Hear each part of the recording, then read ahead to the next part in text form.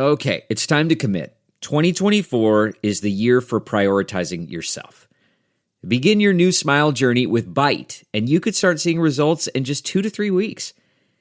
Just order your at-home impression kit today for only $14.95 at Byte.com. Byte clear liners are doctor-directed and delivered to your door. Treatment costs thousands less than braces, plus they offer financing options, accept eligible insurance, and you could pay with your HSA, FSA. Get 80% off your impression kit when you use code WONDERY at Byte.com. That's BYTE.com. Start your confidence journey today with Byte. Is that how you say perhaps too? Perhaps. Perhaps the warmness is part of what allowed her to grow so large. It's like you're Irish now.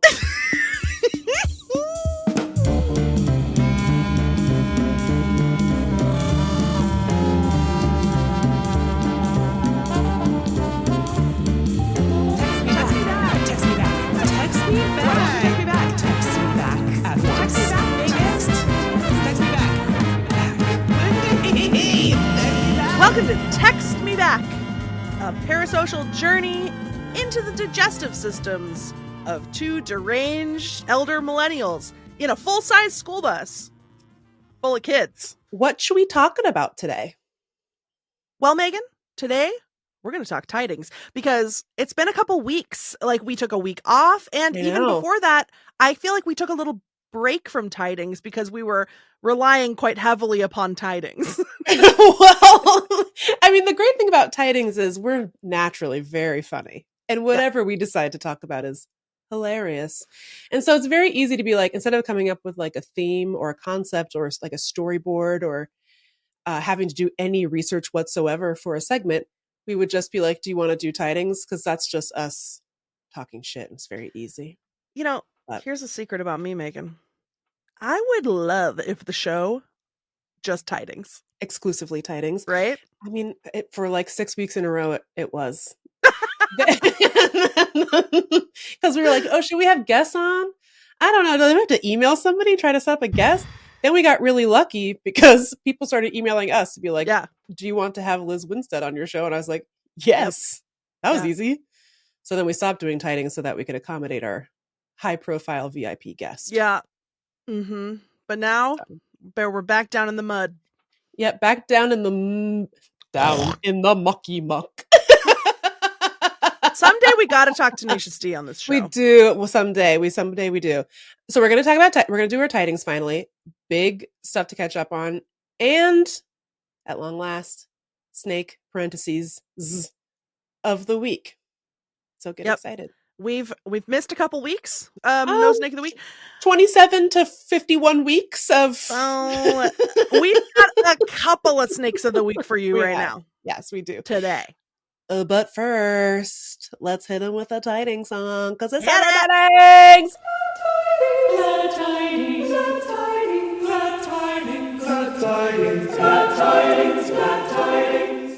Hit him with the tidings, Lindy. What'd you do on your week off? Okay. First of all, what? I'm getting excited to hear the story. First of all, I got a present in the mail from Sam Irby, and look at it. So good. It's so good. I'm going to be a little creepy third wheel and get my own. You gotta! For Ernie those and who are Shaq and Charles. Yes, for those of you who are listening and not watching our stunning YouTube video, Lindy received a crew neck. By the way, crew neck sweatshirts are elite of the sweatshirt genre. That features the names of our kings from inside the NBA, which tragically soon to coming to a close permanently, I think, after the 2025 NBA season. I can't think about it. It's really something that we've known about it for, I think, a month, maybe a little bit longer. And it's something that we have not been able to bring ourselves to discuss either as friends outside of the show. No. Or on the show. It's too sad. Yeah. It's really, really too sad. Yeah. But the sweatshirt is a banger. Yeah. So Samantha Irby sent me a cryptic message. Friend of the show, Samantha Irby, sent me a cryptic message on Instagram that was like, check your mailbox. Ho. And Skank. but due to the tidings I'm about to tell you about, I was not at home. Oh. because I was on a road trip Hmm. in Idaho. So then I get home from my road trip and I'm like, oh my God, what if my package came from Sam, my mystery Presents! package? And then it did. And then I opened it. It's the best sweater I ever saw. It's so good. It's really good. An iconic outfit. I don't understand how TV works because here's the thing. They're like, okay, so TNT lost the NBA contract or whatever. Yeah. Well, sorry, why does that mean that you can't do a commentary show about it comes on after the game? I don't understand why they have this is happening to me. There are so many other commentary shows on other networks that aren't TNT. And it's so wild that like it's universally thought to be the best show on television, not the best sports show. Like the best show. Yeah. So why are we not doing everything? Where is Joe Biden on this? Do you know what I mean? Dude, like, where is Congress? Where's one thing for us? Supreme Court. Like, I'm a single issue voter. My issue. What is happening inside the NBA? Oh my God. I guess the real tea is that, well, I mean, the answer to your question, I don't know. Why not just have like a post-game show on Someone TNT? must want to do something else, you know? I guess. Well, yeah. Well, they say that Ernie wants to stay. He's like a Turner sports loyalist, so he wants to stay. Yes. And then Shaq, who was a king, was like, I'm not going anywhere without Ernie, which I get the sense that Chuck felt the same because then Chuck was like, well, I'm just going to retire entirely, which I stan. I love that so much. He's like, if I can't hang out with Shaq and Chuck and Kenny and Ernie, I'm just not going to work. Yeah. Which I love. I feel like a lot of things can happen between now and the end of the 2025 NBA season. And some miracles might come to pass. Let's just see. You never know. So yeah, that's my first tiding. I got this sweatshirt. My second tiding is that I took a road trip to Idaho, the state of Idaho. Background is that, so I have two spouses that live in my house. Sensational description. So one of us is type A. Two of us are type pig. Type and D and Q. Type F plus. Speaking of Tenacious D. So basically what happens is, and when there's three people in a household, you try to get like quality time one-on-one with everyone. We do things together. So, but the problem is with only one type A person, there's only one person that can plan trips. That's right. And that's Roya. Yeah. And so she's not going to plan your vacation for you, probably. Just to guess. Would. She would. She would. The problem is that she tries. And then Aham and I say, can we look at the calendar tomorrow? She's like, I literally want you out of this house. Yes. You will be looking at the calendar tomorrow. Yeah. So the problem is that like Aham and Roya go on trips because Roya plans them. The three of us go on trips because Roya plans them. Lindy and Aham never go on a trip. Never spend a moment of quality time. We just sort of like, well, we watch TV together. And so Roya was like, I'm gonna die of guilt if you guys don't go on a trip because it's not fair that you guys don't get to go on a trip and I get to go on trips. And I'm like, yeah, but it's fair because you did the work. Anyway, so she forced us to plan a trip. We were like, we're semi-broke at the mom. So what's a free-ish trip? So we were like, what if we just picked a place that we don't know anything about that is driving distance, and we went on a little road trip, which is what I like to do anyway. I don't like to go on a plane. I don't like to go to a far-flung locale with a bunch of pressure where I have to like go to museums. Yeah. So you know how I'm friends with knitting celebrity Jessie May? I do. Yes. So I'm also now get to be friends with Jessie May's other knitting celebrity friends, Park Williams and James Watts. So Park is from Idaho. And so I said, Park, can you give me some Idaho tips? Park sends me a 3-page itinerary. She has mapped out the whole. So first of all, I just realized I didn't have to plan the trip. It's Boo! Because then Aham and I were like, great. And we literally just did step by step the itinerary that Park. My God. She clearly has a good brain. And so she was like, you could go here first. And then this is actually a beautiful drive. And then Aham and I were like, great, check, check, check. And so then we just did exactly what Park told us to do. And it was magnificent. Sensational. I mean, Idaho is like definitely scary. And we stepped into some establishments that had a mild record scratch moment, but yes, that's okay. Nobody murdered Aham, and we camped. Good. I learned about ground squirrels. Do you know about this? No. There's a fat squirrel that lives on the ground. It's called a ground squirrel. Isn't that all squirrels? No, most squirrels live in trees, Meagan. Do you not know what Why a squirrel are they is? not? Why do I always see them on the ground then? They come down to the ground to like get snacks, but this squirrel lives in a hole in the ground, and it's fatter than a regular squirrel. It's a little chunky butt, and they're all over Wallowa Lake State Park where we camped on our last night. Nice. Oh yeah, and then so yeah, we had a great time. I mean, if you want a beautiful drive, take Highway 95 down through Idaho, through the Sawtooths. Unbelievable. It's just right there in my own backyard this whole time. Then we did have to come home a day early because little Lord Barreled, Saxaferald, our poor sweet blind prince. Blind no longer. He has had his cataract surgery, for which I had to take out a loan.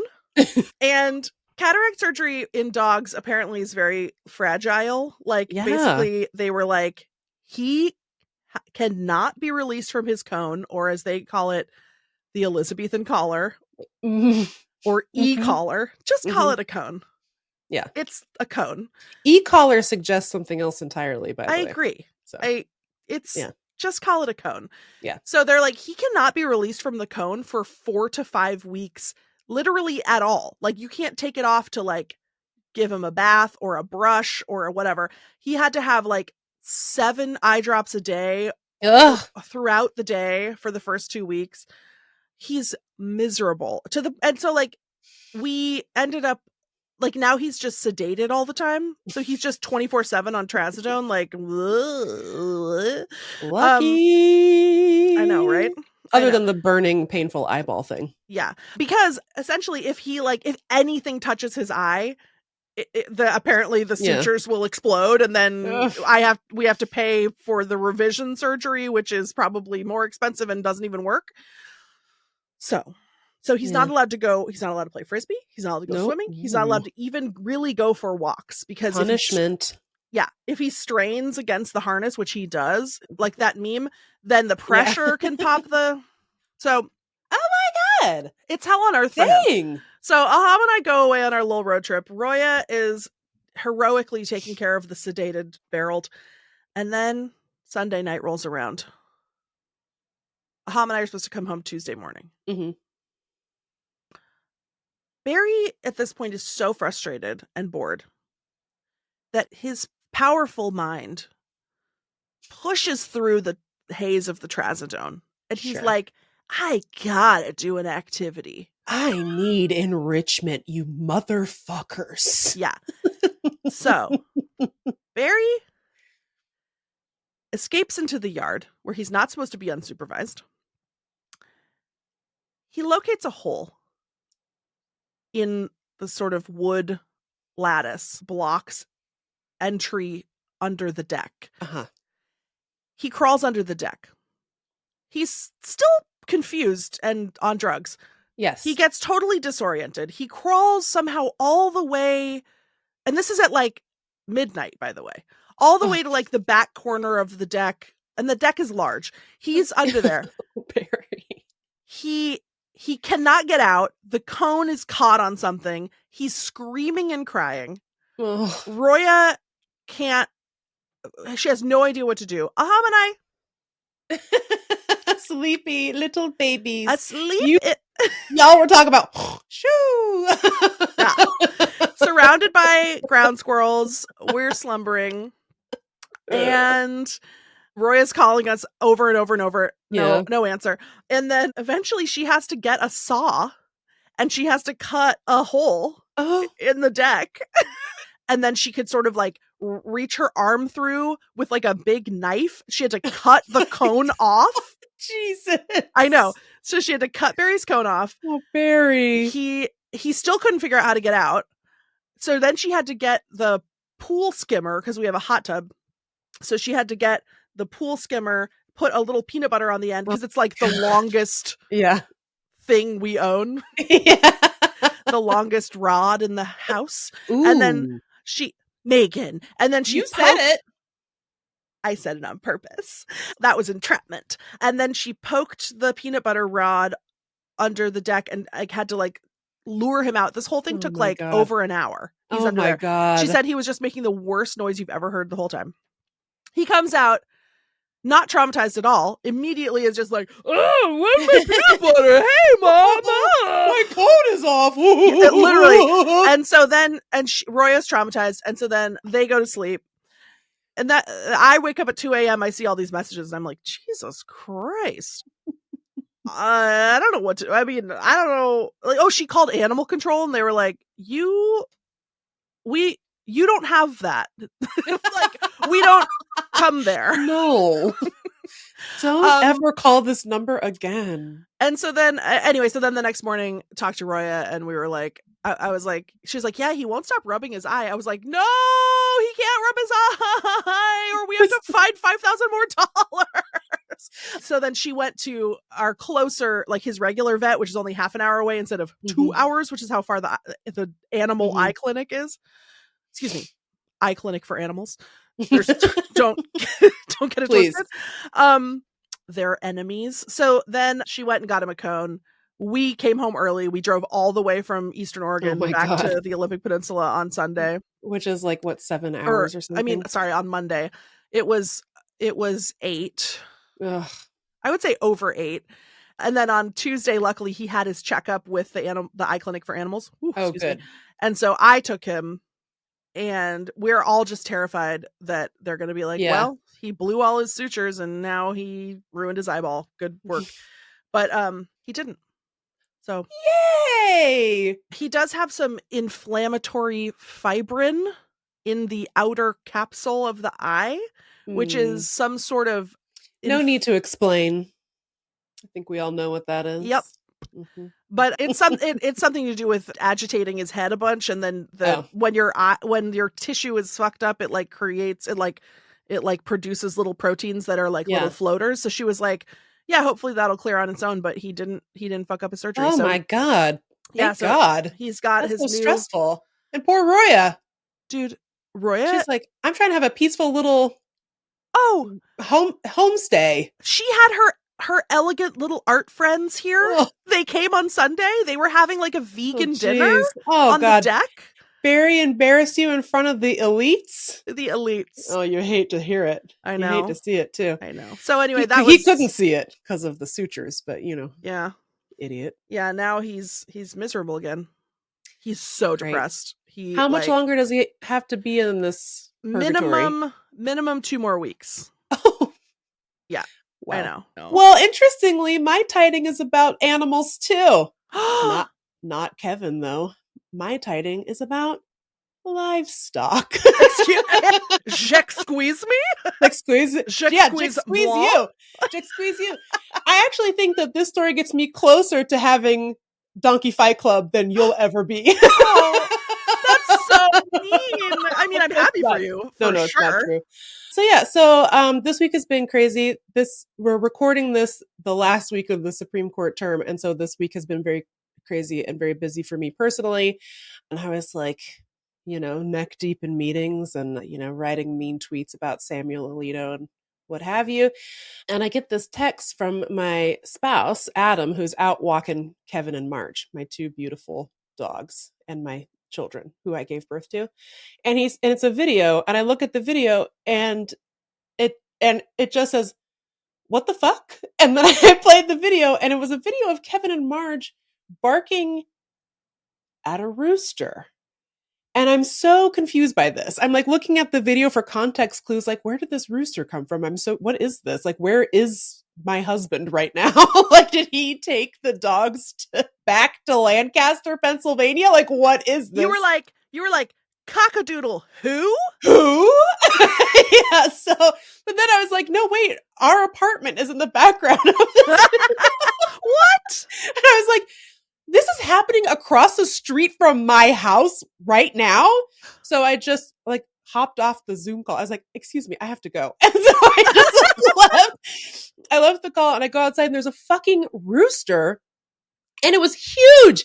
Like when it stuck its neck up, it was probably like 2 feet, 2.5 feet. It was very enormous. But it was fancy. Just a rooster, just like on my block.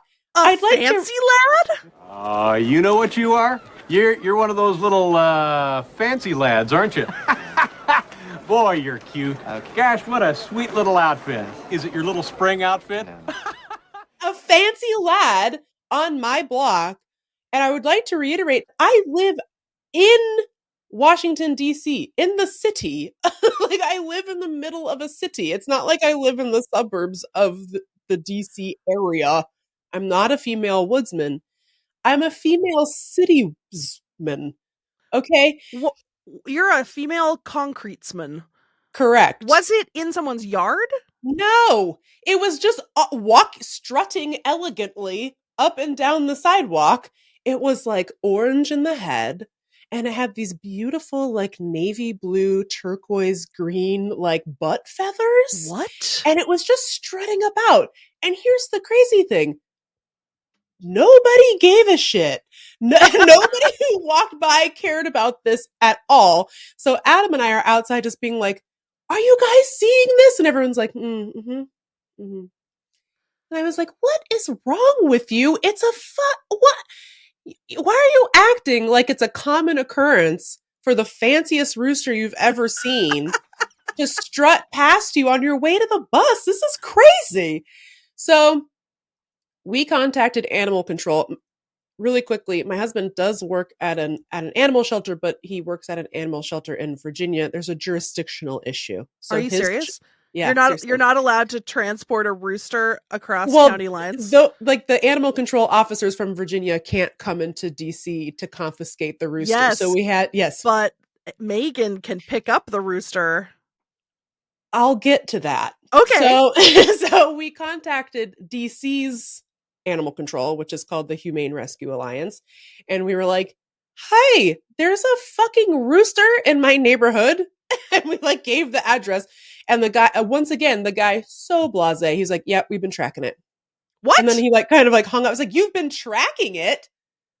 What are you talking about? Like NORAD? Santa Claus on Christmas? What do you mean you've been tracking it? And why have you not told anyone about this? Isn't this some sort of like public health concern? Don't they have diseases? I don't know." Famously, there's a flu that they have. That birds have. Hello. And it didn't seem like a situation where it was like, oh, it was a backyard hen that got out. I was like, no, first of all, this is a rooster, which even if you had backyard hens, don't all those places have like a no rooster guarantee? Yeah. You shouldn't be ending up with roosters. And then I was like, also, there's no chance this rooster's been in my neighborhood this whole time. I would have heard him due to the rooster's famous characteristic, the freaking cock-a-doodle-doo. And I haven't heard any of that. So I was like, he can't have just been here this whole time. So then I was like, but then that leaves just the one possibility, which is that somebody dumped a rooster on my street and left it. It was crazy. Do you think he was like a fighting rooster? Well, that was too peaceful, like Ferdinand? Well, I kind of started to think fired. that. Yeah, I started to think that because he was very docile, actually. He just stayed in one place all day. We gave him a little bit of water, and he just like kind of stayed out there and hung out. He gave him a little bit of water? Yeah, well, because it was hot. It was like, it's been like almost 100 degrees here every single day for the last like 3 weeks. How do birds drink water? Great question. We Googled it. Oh, because I was like, can you just give it a bowl of water? And Adam was like Googling it, and he was like, well, I guess they have a weird throat It's very inefficient. They have to dunk their whole head in the water and then throw it. Throw the water. And then the water like goes down their throat. Like they don't have an esophagus that pushes it down. And I was like, what is it with me and animals with dysfunctional esophaguses? What's happening here? You know, I remember when I was a kid, people saying, it was almost like a meme. Like people would be like, turkeys are so stupid. People are always talking about how turkeys are stupid. And I remember specifically, because I was like, that can't be true, that the main piece of evidence, Exhibit A, in Turkeys Are Stupid v. US. Turkeys are not stupid. Yeah. America versus Turkeys Are Stupid, was that when it starts to rain, turkeys go outside and they're confused by what's happening. So they look up at the rain to see what the fuck this is, to do an investigation, much like we do on this podcast. Yeah, solving mysteries. But then they just stand there looking up at the rain and then they drown. Oh dear. That's what I was told as a child in the 90s and 80s. And maybe they were just drinking water, actually, because their throats don't work. Yeah. So until they died. Anyways, so we called the Humane Rescue Alliance. We were not the only ones. Some other neighbors of ours also called. I notified my neighbors. I was like, if you're walking your dogs today, avoid this area because there's a rooster over there, even though no one seems to care that much except for me. And it took, I hate to complain about the government, but it did take the Humane Rescue Alliance 10 hours to come and get the rooster. And we had to help them grab it. Really quickly before I finish this story, I'm also keeping my friends up to date about the status of this rooster. My friend Segal, who I hate, she loves puns. You and I have talked about this. I hate puns. Yeah, it's the worst thing about you. I hate you, by the way. I know you love puns, but here's what I really hate. People who love puns are so satisfied with themselves when they pop off a pun. And you can't even enjoy it because the pun person is like, got him. It's so obnoxious. I hate it. Anyway, so Segal named the rooster, and she named him Joel Kim Rooster. Stop laughing. It's bad. It's the best. It's the best name for a rooster I've ever heard in my life. Everybody boo Segal, boo! No, in fact, now I know Joel Kim Booster. I know you do. Angel. You should tell him about Angel this. of Hollywood. And maybe I can get him to come on the show and comment. Comment on Joel Kim Rooster. I think that's smart. That's truly, I can't think of anything that's ever made me more excited to be alive than Joel Kim Rooster. Stop. Don't do this. So yeah.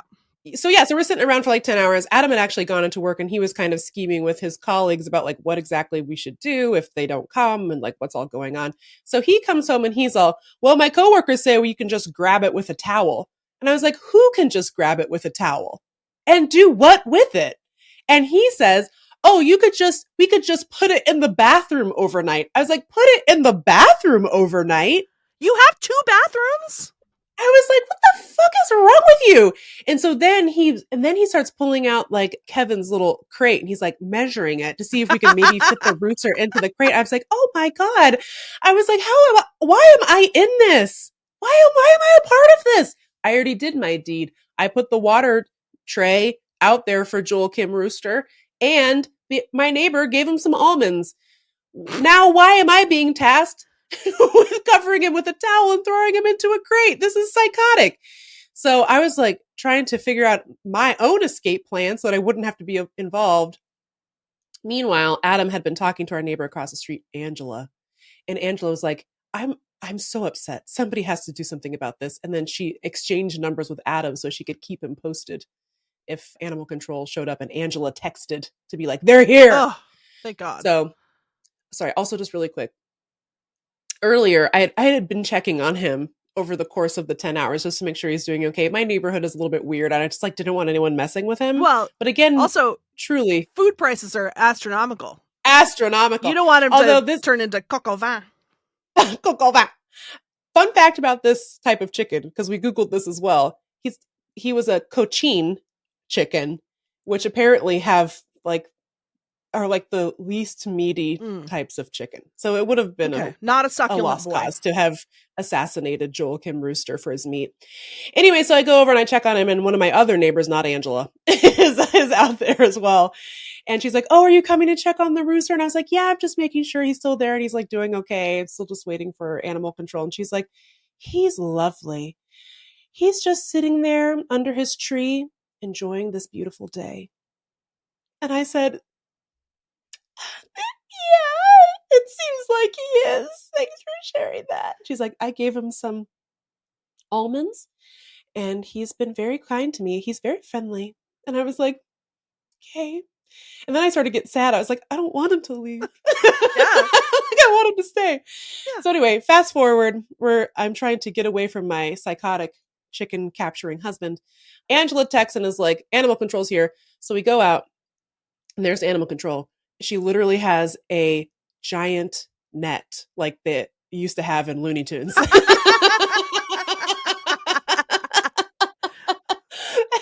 I was like, we had to help her. She was all by herself, so we had to help her. It was me and Angela and Adam out there with Joel Kim Rooster.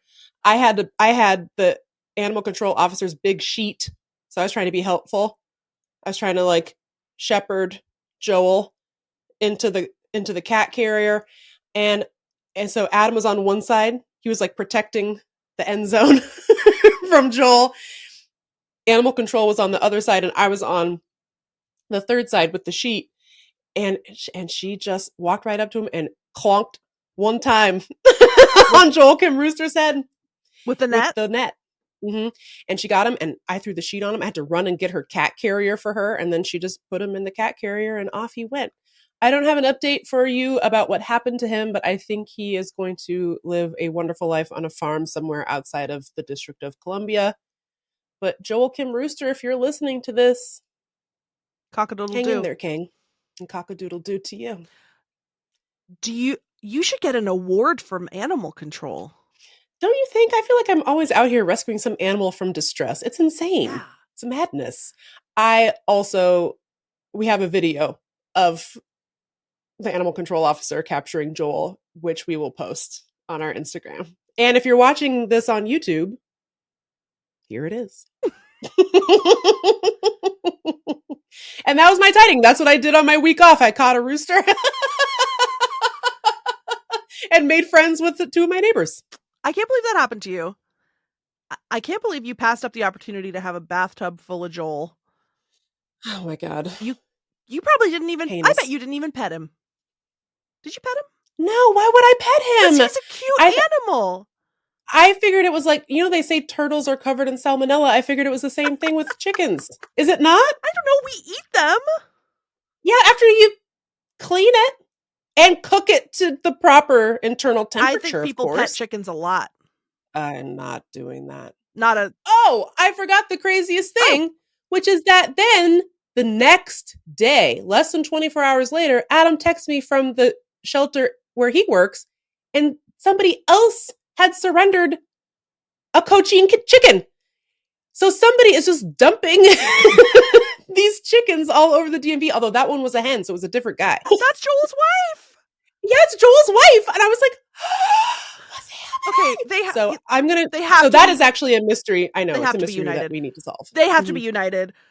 The cocaine chickens cannot be apart anymore. Please. Somebody put cocaine on their corn and bring them together. Please.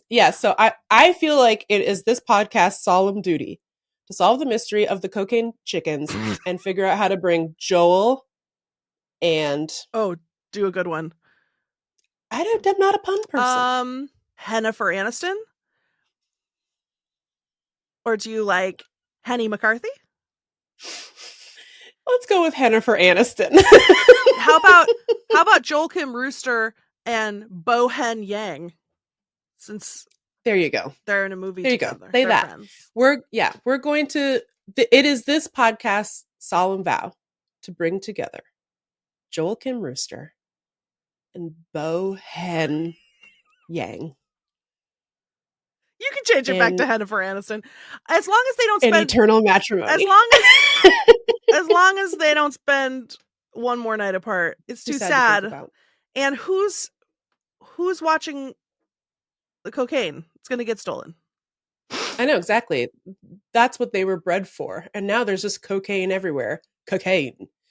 So that's what happened on my week off. Pretty exciting stuff, no? That's really cool. I know. It's pretty cool. Should we take a break? And when we come back, talk about our snakes? Yeah. Our respective snakes of the week? We got to take a break because I got to go downstairs and get some Advil because I got... Do you want me to say it? No. I'm going to stop recording before you can say Bloody it. Professor 2 the Crumps.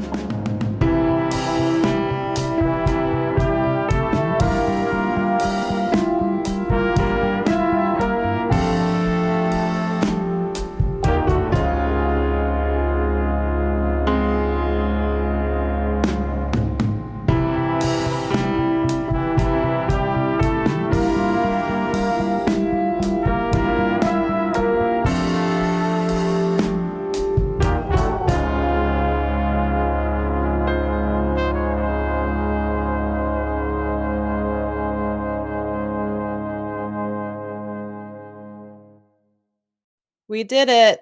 We did it. We found more snakes. Well, there's like an asterisk next to the word snake as per usual. Yes, what's happened? I just remembered something important. What was it? It combines both of our segments today. It's that another thing that happened while Ahab and I were gone on our road trip is that a snake came in the house. Oh no! That doesn't sound relaxing at all. I know. Poor Roya. Poor So Roya. she texted us in all caps, "How do I get a snake out of the house?" I fucking know. It's the snake's house now. Well, I mean, I know what I would do. Grab it.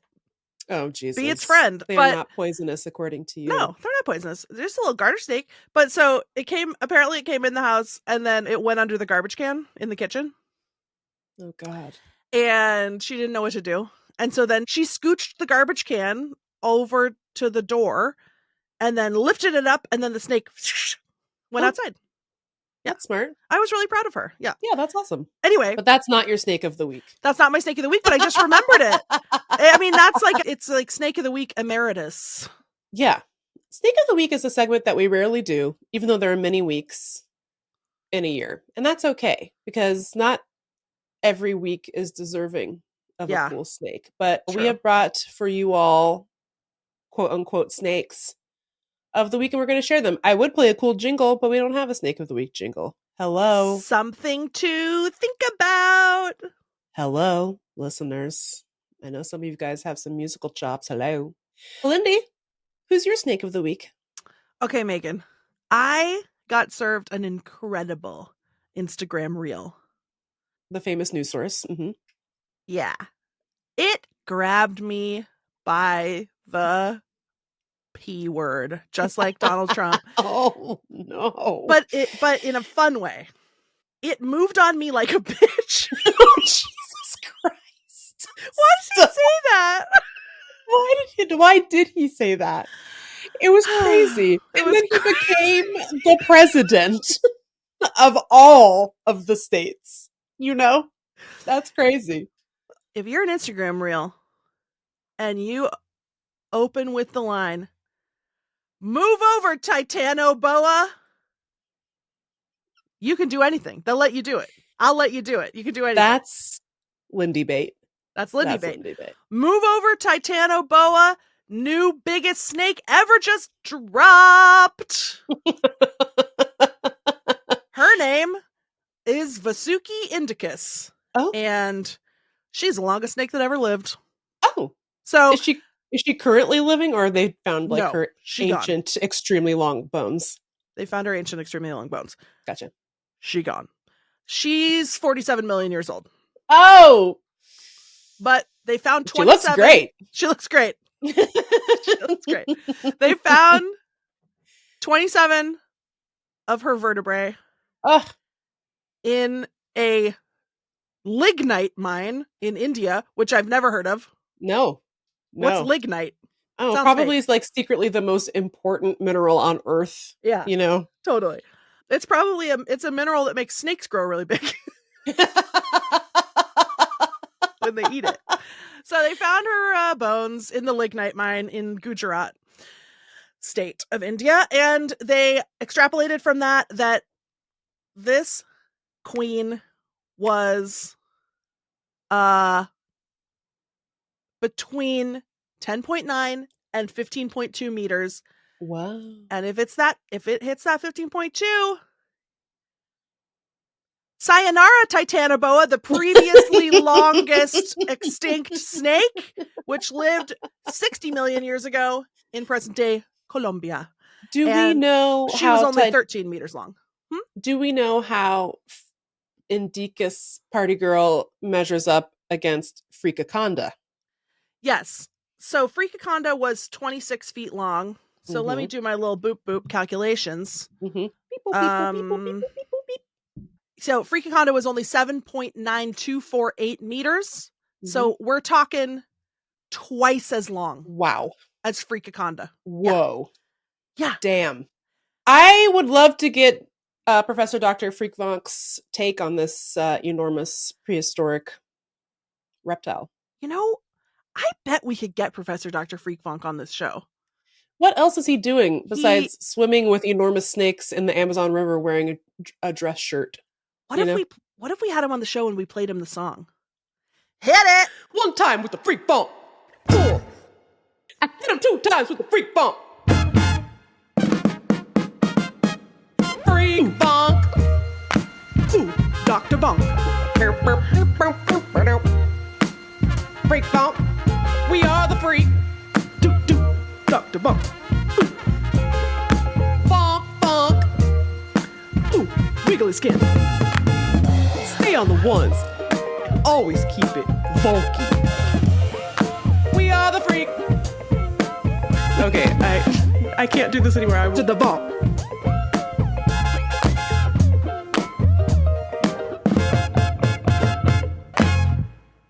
Freak bonk. Ooh, wriggly skin. Okay. Let me tell you a little bit more about Vasuki. So, 47 million years old, as we know, lived in India.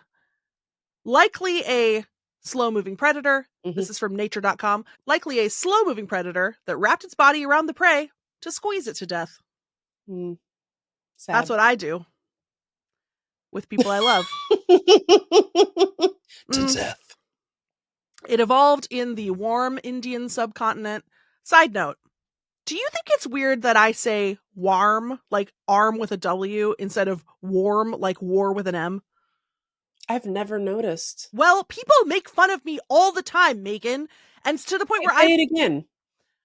Now it's going to be obvious. Now you're going to be. Yes. Well, so my natural inclination, my natural accent is to say warm.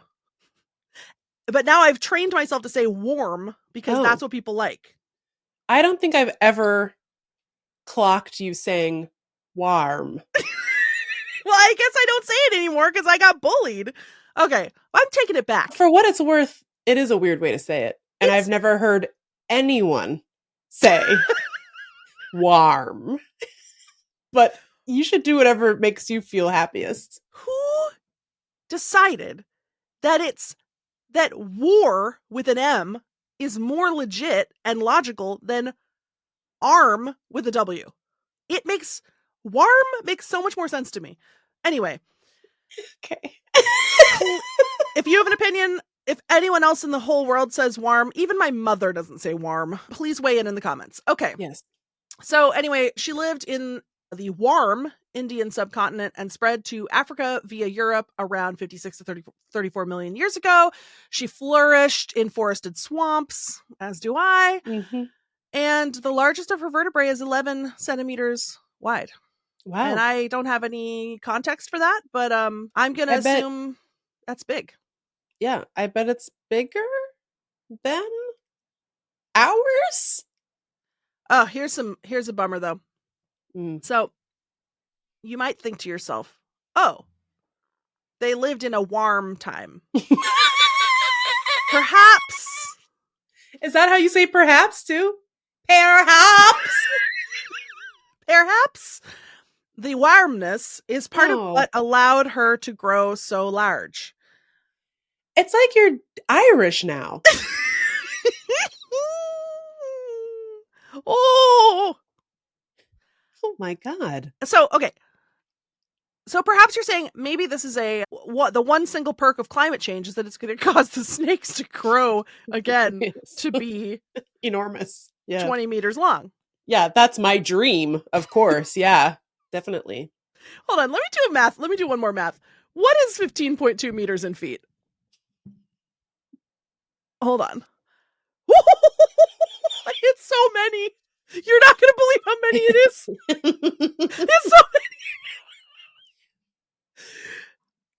Meagan, that's a 50-foot snake. Oh my God. Oh my God. Wow. So anyway, maybe you're thinking, okay, if climate change gives us one thing, it's going to give us 50-foot snakes again. Sure. Mm-hmm. I was just thinking that. Yeah. Yes, we all were. Not according to nature.com, though. Nature.com says, while high temperatures spurred the development of large bodies in snakes and other cold-blooded organisms, current temperatures are rising too fast for these snakes to become as Oh. massive as they did in the past. Sad. Well, that's too bad. However, Indicus Party Girl can rest easy knowing she's Text Me Back podcast Snake of the Week. Congratulations to Vivica A. Indicus. Vivindicus A. Fox. Good for her. Okay, I brought a snake, and my snake is a dinosaur. That's canon. A snake can be a dinosaur. We've I mean, decided. last week we determined that dinosaurs could be dragons. Yep. So anything could be a snake if you think about it. two or three weeks ago, a brainworm was a snake. Yep. That's true. So. Yeah. Anyway, so here's my snake. His name is Lokiceratops rangiformis. That is not a joke. That's his name. Was the scientist who discovered him Gen Z, and they were like, Yeah. this is Loki Ceratops. He's in his Loki Sarah tops.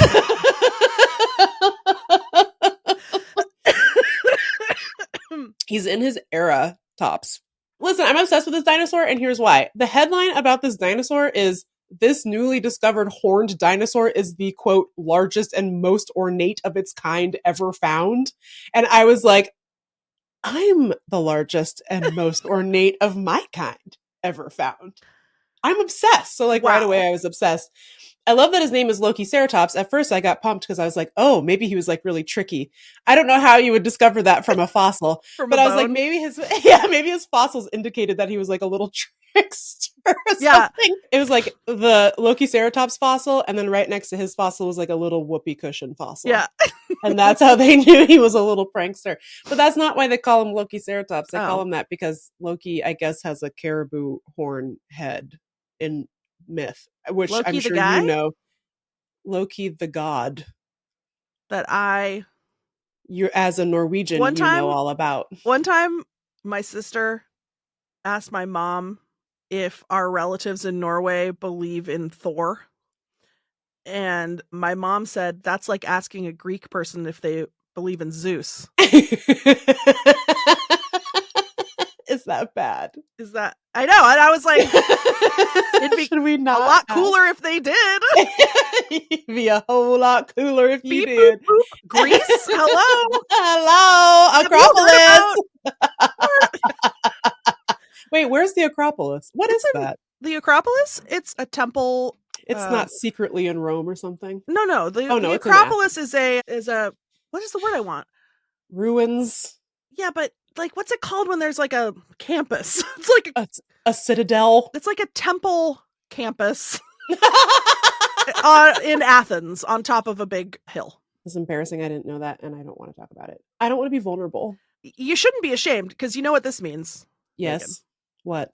What we're seeing here is the dichotomy between your art history major, in which you took art history classes about relevant modern artists. And my art history minor, in which I took the most granular, specific, weird, ancient art history of the Acropolis. Like, yeah, like I took like the most like archaic like here's what if this column has this many flutes. I was just gonna say I did have to take like a foundational art history class where you do have to learn the differences between the 3 different types of columns, and we had to learn about lintels and stuff. I feel and there was something about how like actually a bunch of antiquity isn't actually Greek. It was like it's a lot of like Roman sculpture was copies of Greek stuff, and that's the only stuff that survived. The Romans were horny for the Greeks, for yeah. sure. But yeah, you know what's funny about the columns is that I actually feel like they taught us that in like middle school and high school. Like I feel like I learned about the different kinds of like as though it was I get your point. That I would need. Why are we learning about white people's columns in high school and not like any black person? I still know the different kinds of columns and beyond. You remember Doric? There's one with the leaf that Ionic has the scroll, and then Corinthian has the most one. And then there's also there's caryatids, which they have at the Acropolis, which is where the column is a sexy woman's body, and she's like, "I'm holding up the building." Well, there you have it. The Acropolis is this week's Snake of the Week. How did we start talking about the Acropolis? I really don't know. Okay, anyways. So that's Lokiceratops rangiformis. We'll post a picture of him on our Instagram. Honestly, the drawing, I don't feel does him justice. He just looks like a regular Triceratops, except he has like a really kind of cute little horns that look like a middle part. He is Gen Z! Gen Z! So he looks a little bit like alfalfa, but more ornate. Second time on this podcast that you've referenced Little Rascals. Reference that kids love. You zero chance you've ever watched that. I mean, I saw the remake, the movie remake of the movie. Yeah, the movie. So I appreciate that they call him Lokiceratops and not Triceratops, because it does appear he has like Loki 6 hella horns on his tops, so it looks like more than Tri on his ceratops. No like cap.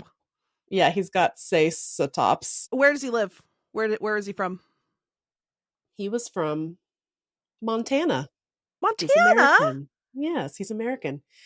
And I think he should run for United States Senate in Montana. I don't know why. I think so too.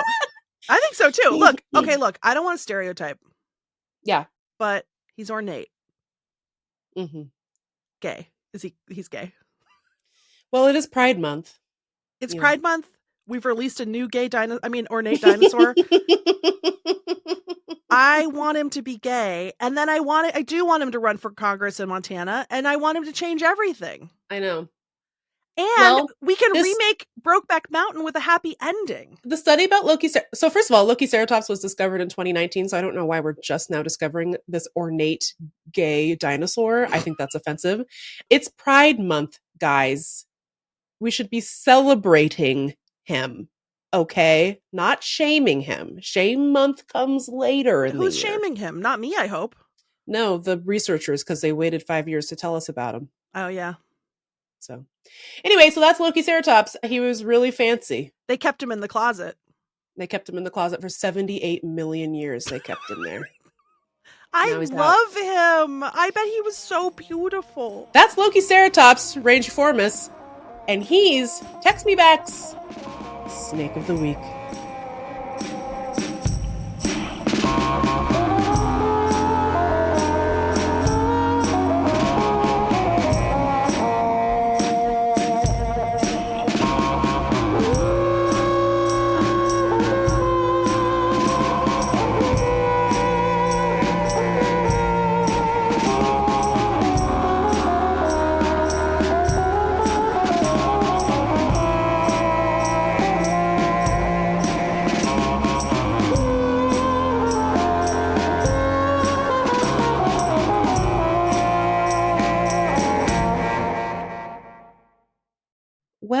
my beautiful ornate dinosaur, my stunning Lokiceratops, come to the end of another podcast episode.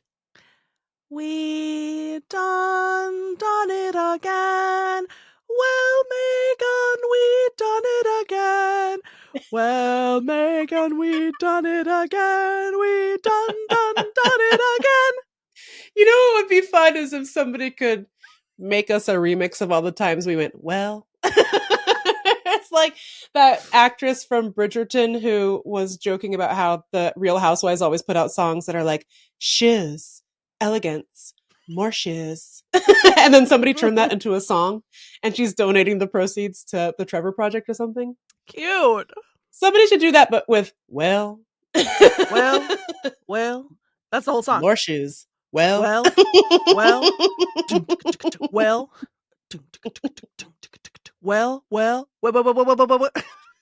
shoes. Well. Gay. Well. Gay dinosaurs. Well. That dinosaur's a gay guy.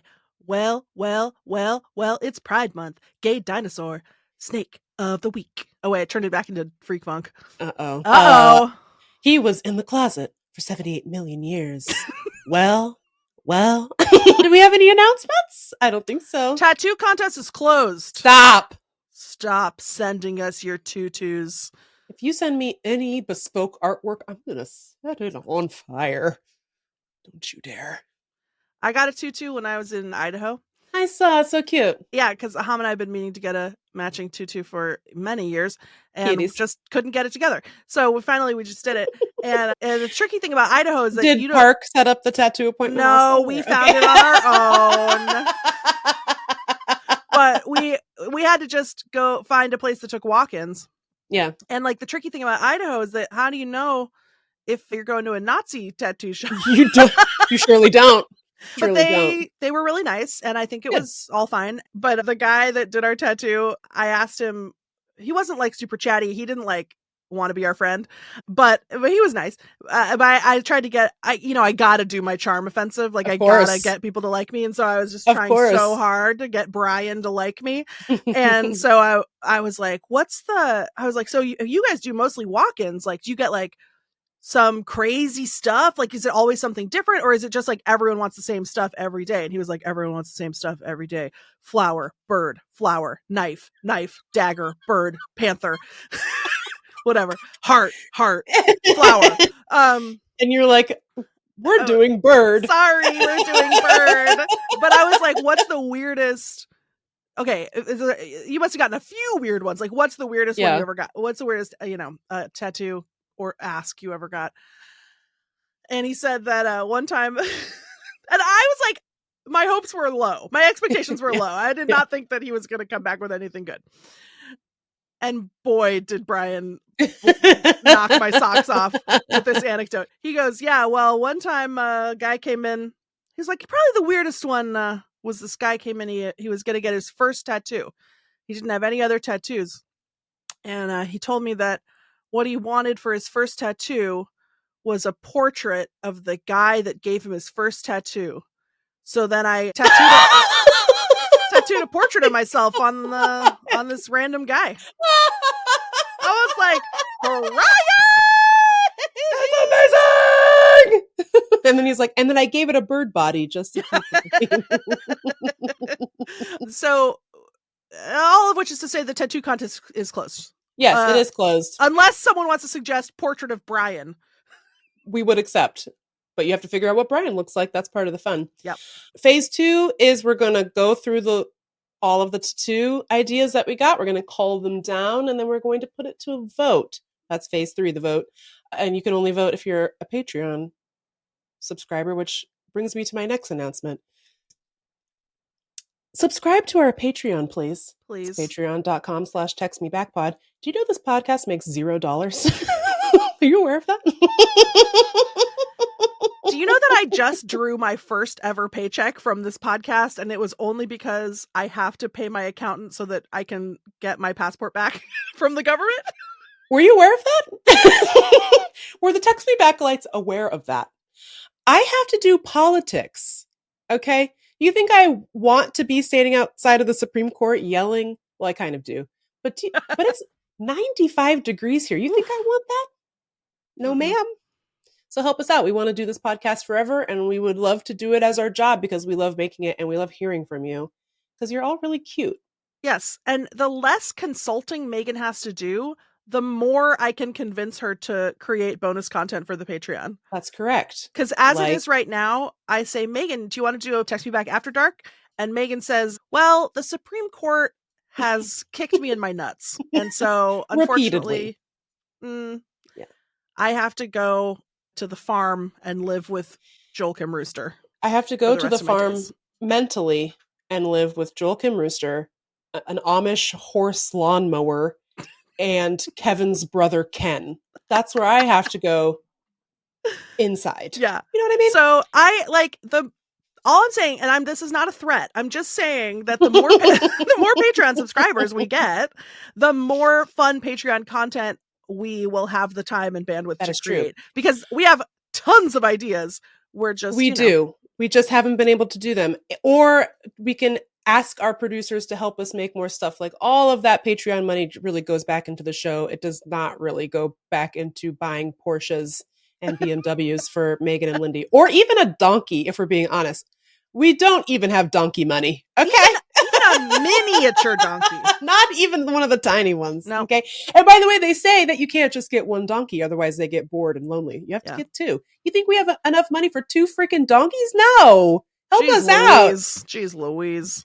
We have a $1 tier, speaking of donkeys. That's the tier. You don't get any goodies, but it just helps the show continue to exist. It's a way for you to say, I love this show and I would like for it to continue to exist. And that tier is in fact called Donkey Fight Club.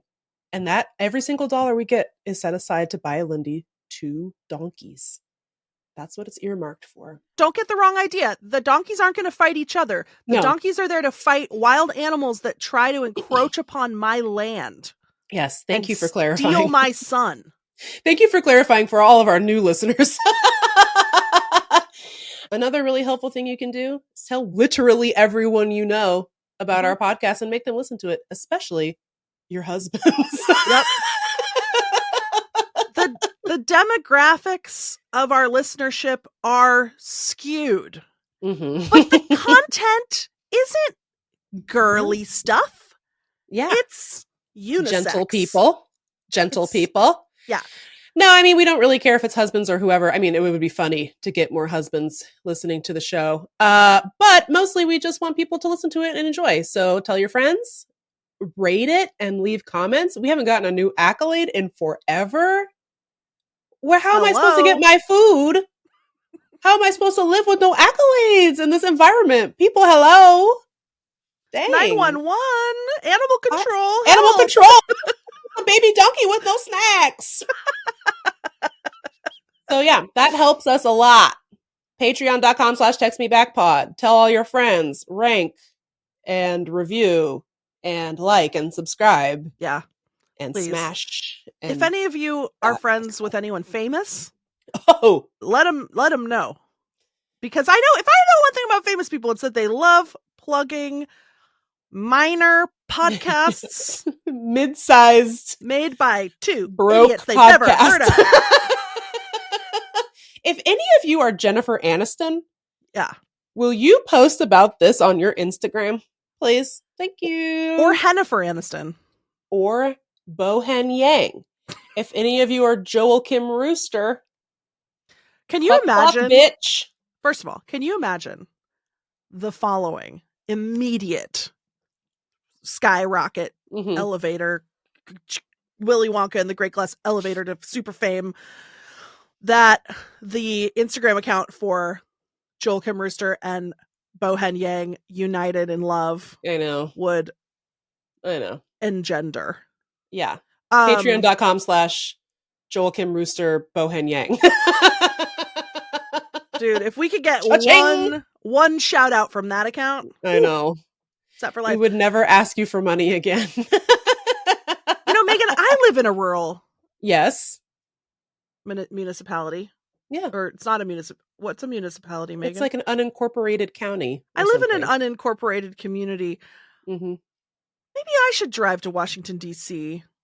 with a chicken box in the back of my car. Something tells me you could get these exact same chickens, pass them off as Joel Kinmeister and Bowen Yang from your local Tractor Supply store, and you wouldn't even need to do all that, although I would love to see you in person. It's been a while. So I do love a road trip, is all I'm saying. I know you do. You do. What if I came and got them and then they lived in my yard? Knock yourself out, female woodswoman. And then if you What do you think the cougar would think of it? The cougar would say, nom, nom, nom, nom, nom, nom, nom. All right, well, stay tuned. If you want to find out whether or not I take a cross-country road trip to bring home 2 chickens so that they can meet a terrifying death in the forests of Western Washington. So they can get married and have their honeymoon getting eaten by a cougar. Like and subscribe. People love a cliffhanger. And scene. This is our best episode yet.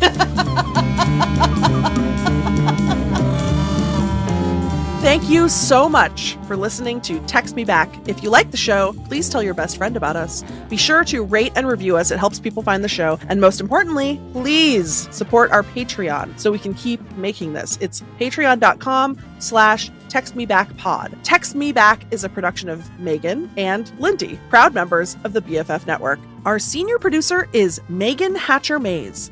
Our other senior producer is me. Our show is supported by COPILOT Collective and produced by Alli Slice. Our digital strategist is Chance Nichols. Diana Bowen is our video and creative wizard. Our production team includes Lindy West, Meagan Hatcher-Mays, our loves, our anxieties, and our fears. Our music is by Chief Ahamefule J. Oluo. Special thanks to our perfect angels, Jeannie Yandel, Brandi Fullwood, and Isolde Raftery. I'm Lindy West. And I'm Meagan Hatcher-Mays. See you next week. Mwah!